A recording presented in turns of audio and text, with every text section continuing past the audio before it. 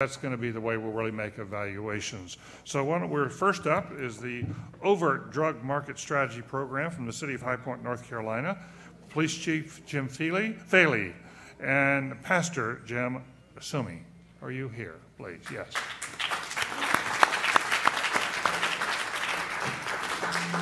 And as they begin, I trust that everyone will have their cell phone off.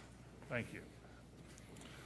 Chief. Thank you. Thank you very much. We're obviously very proud to be here, myself and Reverend Sumi, but we're also quite humbled by the realization that we are here merely as representatives for a lot of people who did a lot of work in this effort. For years, law enforcement has battled violent crime and overt street-level drug markets that drive the violence in an unfocused and largely unsuccessful manner. The neighborhoods that have been plagued with the violence associated with these drug markets had lost faith in our ability to enact positive change in those neighborhoods. As time is very short today, and you have compiled a great deal of information about this accomplishment, I don't feel the need to belabor the operational mechanics any further than to say what we have done is we've worked together to identify individuals who most prominently drive the overt drug markets and represent the greatest threat to our community. Criminal cases are built on these people who have extensive violent criminal backgrounds.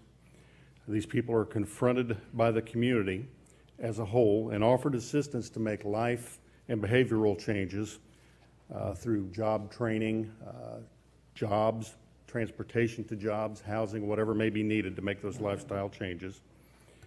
They're also told by the community at that time that their criminal behavior is no longer tolerable for that community and will not be accepted any longer.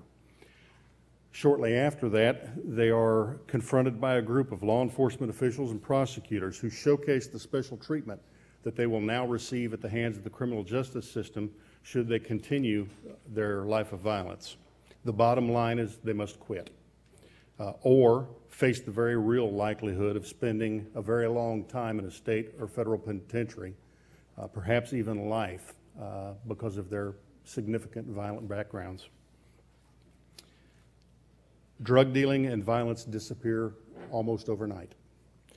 The rewards are an average of a 35% decrease in violent crime in the targeted neighborhoods that has been sustained, 20% decrease in violent crime throughout the city of High Point over a 2-year period, and a 47% reduction in violent crime has occurred in High Point between the years of 1997 and 2005 by virtue of using this same model to combat violent crime in general throughout the city.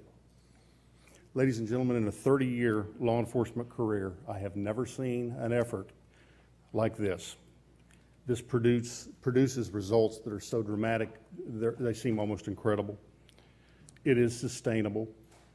And very importantly, it does not produce the community harms that our traditional, unfocused, street-sweeping tactics of the past have. Of the many innovations involved in this work by the people of High Point, perhaps the greatest benefit has come in the new relationship that emerges from the dialogue between the minority community and the police. Historically, that relationship has been fraught with misunderstanding and baggage. In this process, this process forces both parties back to the same side through a process of reconciliation that's nothing short of miraculous. Now I'd like for you to hear from Reverend Sumi. When this was first introduced to myself, I knew it could work. It was understandable. It was easy to communicate with the general community. The community grasped this concept. We were able to engage the whole method as was described by the police department. We took that, confronted these folks that had been a terror in our communities, and then at the same time embraced them by saying, we think you're worth something. And so therefore it means simply that it's redemptive.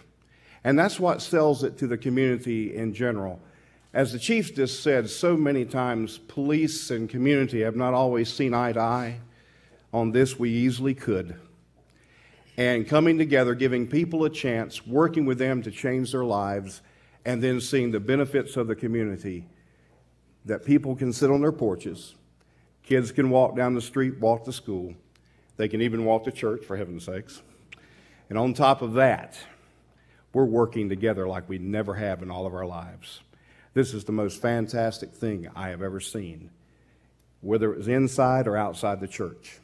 I've never seen anything revolutionize a community this way. Thank you. Thank you. We'll go to questions. And you did it just in 5 minutes. Thank you for doing that too, Carl. Chief, I note that the program has no budget whatsoever, and it's just using existing department funds. Where are resources being diverted from? I note that the very elaborate and very impressive cases that you build for arrest banking, and that requires a significant investment of time and resources. Where do those resources get diverted from? The only place that can be identified as having resources diverted from it would be our more long-term narcotics investigations, focusing on much larger dealers. But our philosophy is the threat of violence. This is not really about drugs. This is about the violence that plagues the community. So it's certainly worth that diversion of resources. Okay, Maria, David, and then Ellen.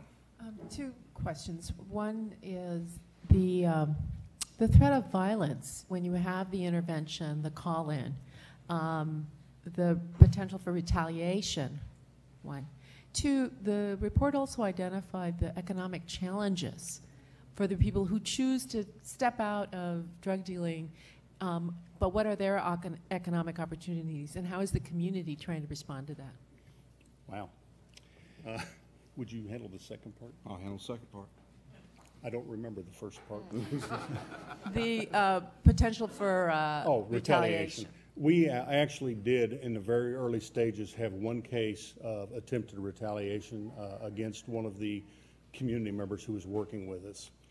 That person boldly stayed up at the plate, and we took a very keen interest as a police department, our entire city government, as a matter of fact, in protecting that person from harm. The message got sent quite effectively that that's not going to be something that's going to happen, and it has not happened since. There is that risk. So far, that risk has been minimal to non-existent. This coming Friday is the third anniversary of our first initiative. We've done 3 of these. We have an organization in High Point known as the High Point Community Against Violence.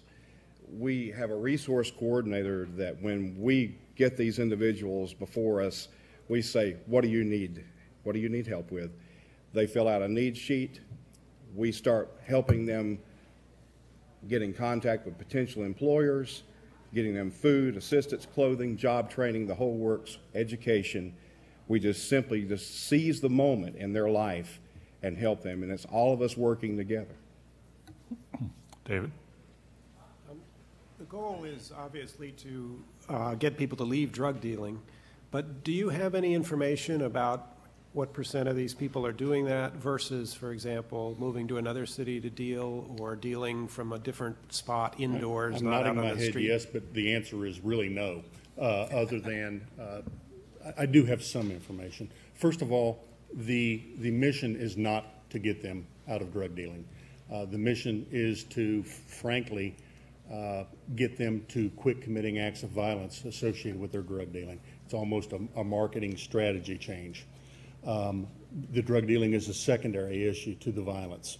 We have individually tracked each one of the dealers that we have identified in each target area.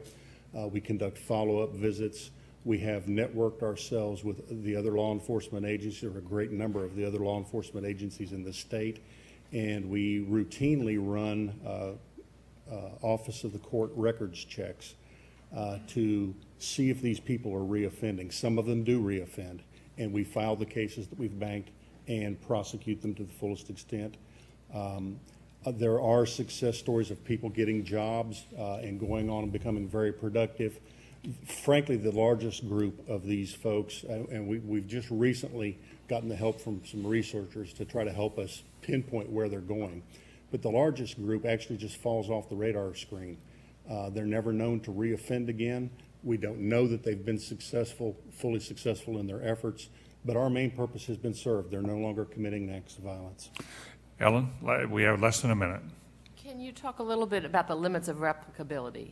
Could this be done in every city, or what are the limits? I don't know what the limits are. We haven't found them yet. This has been replicated in many cities since we began it. Many cities in North Carolina, Examples, yeah. Greensboro, Winston-Salem, Raleigh, Durham, Salisbury, Outside North Carolina. Rochester, New York, I believe Gary, Indiana, Rockford. Rockford, Illinois. Tucson. Tucson is looking at it. We don't know that they've actually grasped it yet or taken a hold of it and doing it. And Providence, Rhode Island. Providence, Rhode Island has been very successful with it. Yeah.